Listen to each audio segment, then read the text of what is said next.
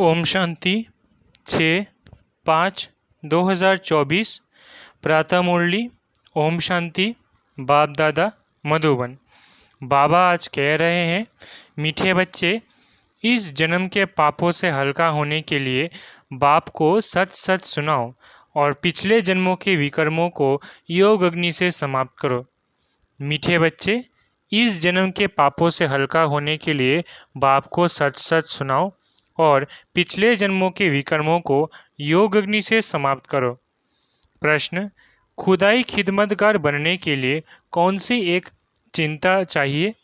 उत्तर: हमें याद की यात्रा में रहकर पावन जरूर बनना है। पावन बनने का फुरना चाहिए, यही मुख्य सब्जेक्ट है। जो बच्चे पावन बनते हैं वही बाप के खिदमतगार बन सकते हैं। बाप अकेला क्या करेगा, इसलिए बच्चों को श्रीमत पर अपने ही योग बल से विश्व को पावन बनाकर पावन राजधानी बनानी है। पहले स्वयं को पावन बनाना है। ओम शांति। ये तो ज़रूर बच्चे समझते हैं। हम बाबा के पास जाते हैं रिफ्रेश होने के लिए। वहाँ सेंटर्स पर जब जाते हैं तो ऐसे नहीं समझ सकते।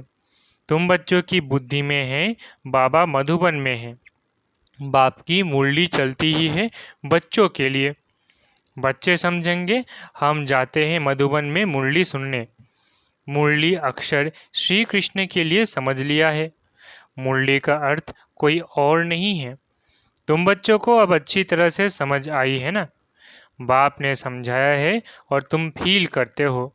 बरोबर हम बहुत बेसमझ बन पड़े थे। ऐसे कोई भी अपने को समझते नहीं है। यहाँ जब आते हैं तब निश्चय बुद्धि होते हैं।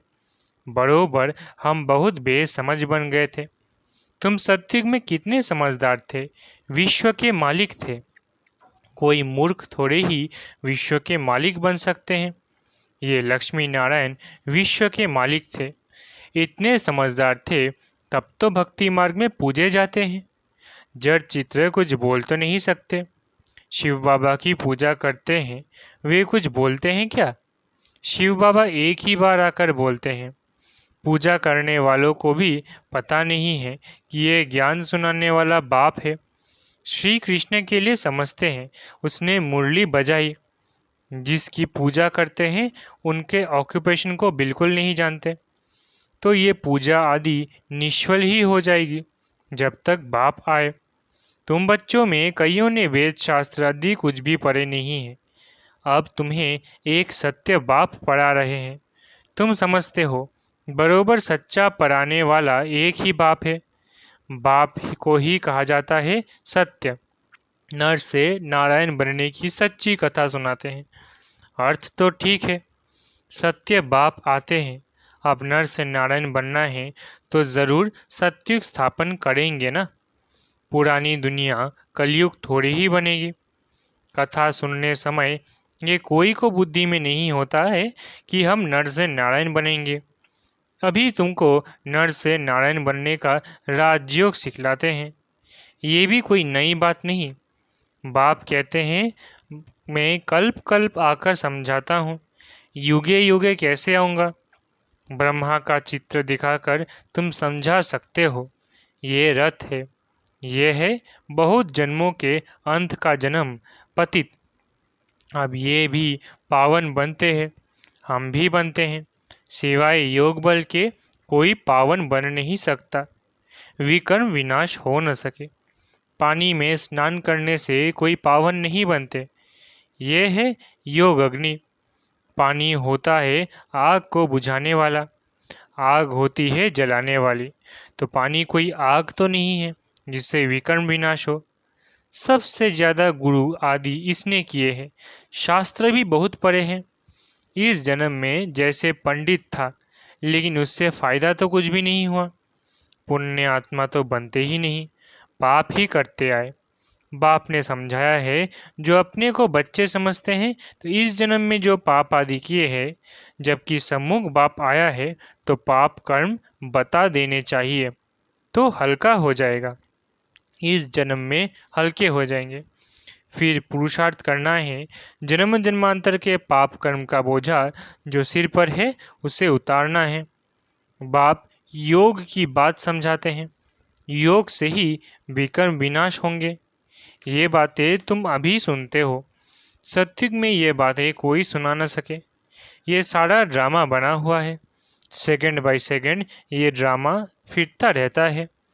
एक सेकंड ना मिले दूसरे से सेकंड बाय सेकंड आयु भी कम होती जाती है। अभी तुम आयु को कम होने से ब्रेक देते हो और योग से आयु को बढ़ाते हो। अब तुम बच्चों को अपनी आयु को बड़ा बनाना है योग बल से। योग के लिए बाबा बहुत जोर देते हैं, परंतु कई समझते नहीं। कहते हैं बाबा हम भूल जाते हैं।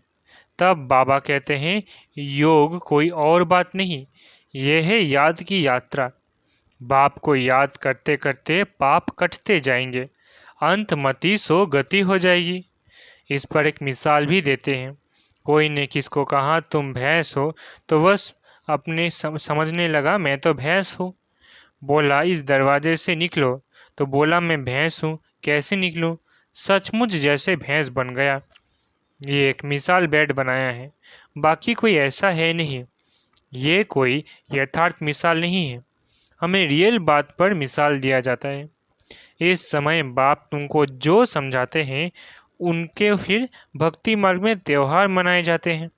कितने मेले मलाखड़े आदि होते हैं। बाकी इस समय जो कुछ होता है उनके त्योहार बन जाते हैं। तुम यहाँ कितने स्वच्छ बनते हो। मेले मलाखड़े में तो कितने मेले होते हैं। शरीर को मिट्टी मिलते हैं, समझते हैं पाप मिट जाएंगे। बाबा का खुद ये सब कुछ किया हुआ है। नासिक में पानी बहुत गंदा होता है, वहाँ जाकर मिट्टी मलते हैं, समझते हैं पाप विनाश हो जाएंगे। फिर उस मिट्टी को साफ करने के लिए पानी ले आते हैं। विलायत में कोई बड़े महाराजा आदि जाते थे, गंगा जल का मटका साथ ले जाते थे, फिर स्टीमर में वही पानी पीते थे। आगे एरोप्लेन मोटर आदि थे नहीं। 100-150 वर्ष में क्या क्या बन गया है। सत्युग आदि में ये साइंस आदि काम में आती है।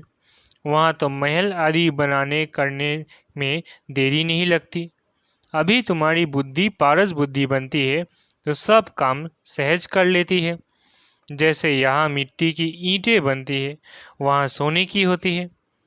इस पर माया मच्छंदर का खेल भी दिखाते हैं। ये तो उन्होंने नाटक बैठ बनाए हैं दिखाने के लिए। बरोबर स्वर्ग में सोने की ईंटें हैं, उसको कहा जाता है गोल्डन एज, इसको कहा जाता है आयरन एज। स्वर्ग को तो सभी याद करते हैं, चित्र भी उन्हों के कायम है। कहते भी है आदि सनातन धर्म, फिर हिंदू धर्म कह देते हैं। देवता के बदले हिंदू कह देते हैं, क्योंकि विकारी है तो देवता कैसे कहे। तुम कहाँ भी जाते हो तो ये समझाते हो, क्योंकि तुम हो मैसेंजर पैगंबर। बाप का परिचय हर एक को देना है। कोई झट समझेंगे कि बरोबर तुम ठीक कहते हो, दो बाप बरोबर है। कोई कह देंगे परमात्मा तो सर्वव्यापी है। तुम समझते हो एक से हद का वर्षा मिलता है, पारलौकिक बाप से बेहद का वर्षा मिलता है 21 जन्म के लिए। ये ज्ञान भी अभी है, वहाँ ये ज्ञान नहीं रहता। संगम पर ही वर्षा मिलता है, जो फिर 21 पीढ़ी जन्म बाई जन्म तुम राज्य करते हो। तुम सारे विश्व के मालिक बनते हो। ये तुमको अभी मालूम पड़ा है। जो पक्के निश्चय बुद्धि है उनको कोई संशय उठाने की बात ही नहीं। बेहद के बाप से बेहद का वर्षा मिलता है। शिव बाबा आएंगे तो ज़रूर कुछ वर्षा देते होंगे। इसलिए बाबा कहते हैं ये बैज बहुत अच्छा है, इसे सदा लगा कर रखना चाहिए। घर घर में मैसेज देना है, फिर कोई माने या न माने। विनाश आएगा तो समझेंगे भगवान आया हुआ है। फिर जिन्हों को तुमने मैसेज दिया होगा वे याद करेंगे कि ये सफ़ेद पोश वाले फरिश्ते कौन थे। सूक्ष्म वतन में भी तुम फरिश्ते देखते हो ना। तुम जानते हो मम्मा बाबा योग बल से ऐसा फरिश्ता बनते हैं तो हम भी बनेंगे। ये सब बातें बाप इसमें प्रवेश कर तुमको समझाते हैं, डायरेक्ट नॉलेज देते हैं।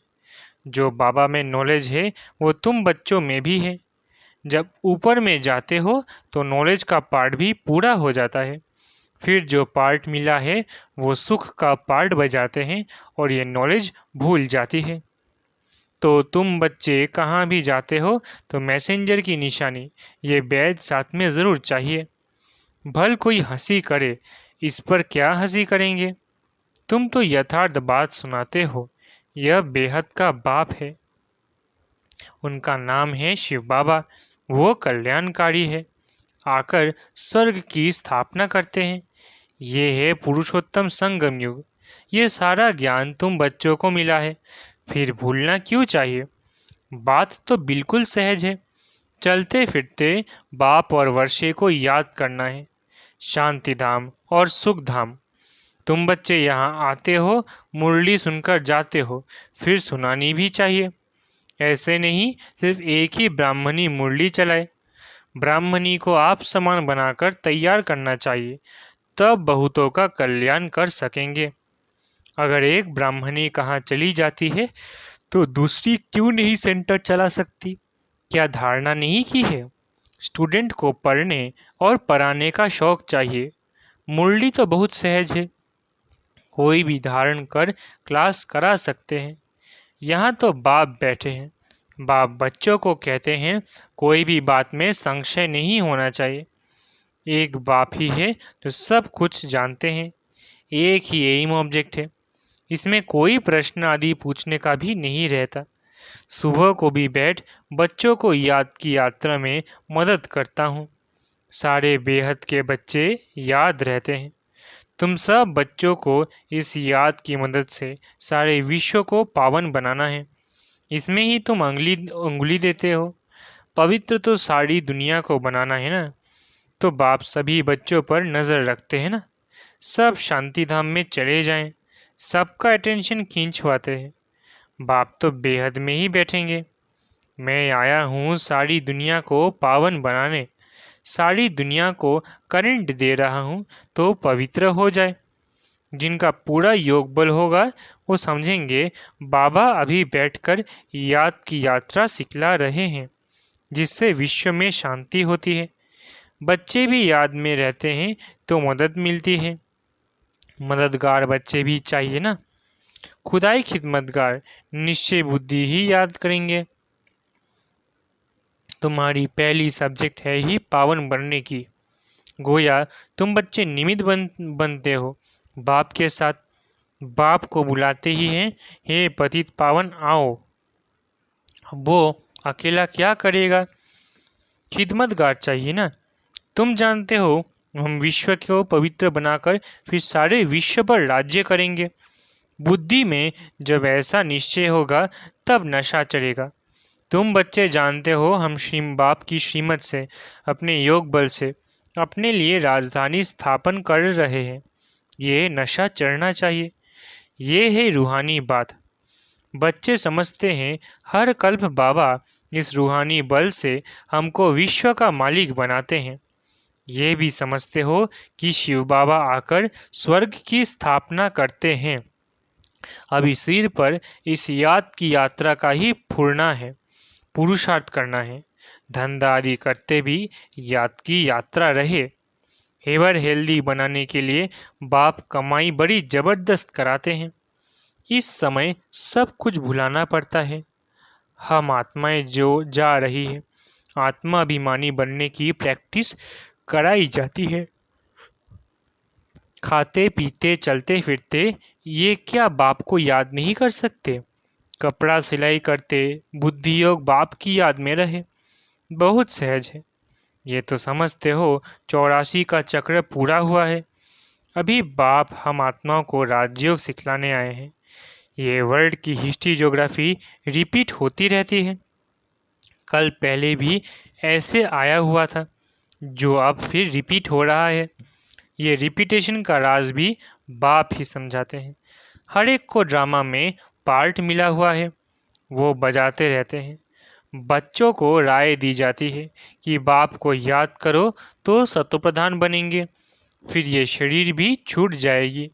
तुम्हारी बुद्धि में अब यही है कि हम आत्मा सत्व प्रधान बने, क्योंकि वापस घर जाना है। सत्युग में ऐसे नहीं कहेंगे, वहाँ तो कहेंगे एक पुराना शरीर छोड़ दूसरा लेना है। वहाँ तो दुख की बात नहीं, यहाँ ये दुखधाम है। पुराने शरीर है तो समझते हैं इनको छोड़ अब वापस अपने घर जाएं। बाप को निरंतर याद करना है। वो निराकार बाप ही ज्ञान का सागर है, वही आकर सबकी सद्गति करते हैं। बाप कहते हैं साधुओं का भी उद्धार करता हूँ। तुम अब बाप से योग लगाओ। तुम सब आत्माओं को बाप से वर्षा लेने का हक है। अपने को आत्मा समझ देही अभिमानी बनो और बाप को निरंतर याद करो, तो पाप कटते जाएंगे। अच्छा, मीठे मीठे सिखिलधे बच्चों प्रति माता पिता बाप दादा का याद प्यार और गुड मॉर्निंग। रूहानी बाप की रूहानी बच्चों को नमस्ते। हम रूहानी बच्चों की रूहानी माता पिता बाप दादा को याद प्यार, गुड मॉर्निंग और नमस्ते नमस्ते नमस्ते। शुक्रिया बाबा। धारणा के लिए मुख्य सार। पहला, मुरली सुनकर फिर सुनानी है, पढ़ने के साथ पढ़ाना भी है। कल्याणकारी बनना है, बैज मैसेंजर की निशानी है, ये सदा लगाकर रहना है। दूसरा, विश्व में शांति स्थापन करने के लिए याद की यात्रा में रहना है। जैसे बाप की नज़र बेहद में रहती है, सारी दुनिया को पावन बनाने के लिए करंट देते हैं, ऐसे फॉलो फादर कर मददगार बनना है। वरदान, कर्म और योग के बैलेंस द्वारा कर्मातीत स्थिति का अनुभव करने वाले कर्म बंधन मुक्त भव। वरदान, कर्म और योग के बैलेंस द्वारा कर्मातीत स्थिति का अनुभव करने वाले कर्म बंधन मुक्त भव। कर्म के साथ साथ योग का बैलेंस हो तो हर कर्म में स्वतः सफलता प्राप्त होती है। कर्मयोगी आत्मा कभी कर्म के बंधन में नहीं फंसती। कर्म के बंधन से मुक्त को ही कर्मातीत कहते हैं। कर्मातीत का अर्थ ये नहीं कि कर्म से अतीत हो जाओ, कर्म से न्यारे नहीं, कर्म के बंधन में फंसने से न्यारे बनो। ऐसी कर्मयोगी आत्मा अपने कर्म से अनेकों का कर्म श्रेष्ठ बनाने वाली होगी। उसके लिए हर कार्य मनोरंजन लगेगा, मुश्किल का अनुभव नहीं होगा। स्लोगन, परमात्मा प्यार ही समय की घंटी है जो अमृत वेले उठा देती है। स्लोगन, परमात्मा प्यार ही समय की घंटी है जो अमृत वेले उठा देती है। अच्छा, ओम शांति। शुक्रिया बाबा।